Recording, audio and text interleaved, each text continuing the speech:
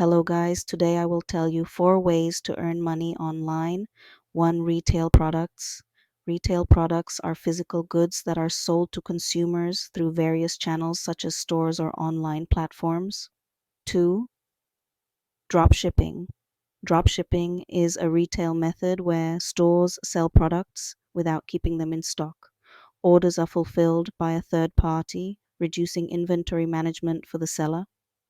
3. Private label, your own brand. Private label is a branding strategy where a company sells products manufactured by another company under its own brand name. 4. Digital products. Digital products are intangible goods or content that are created and distributed electronically.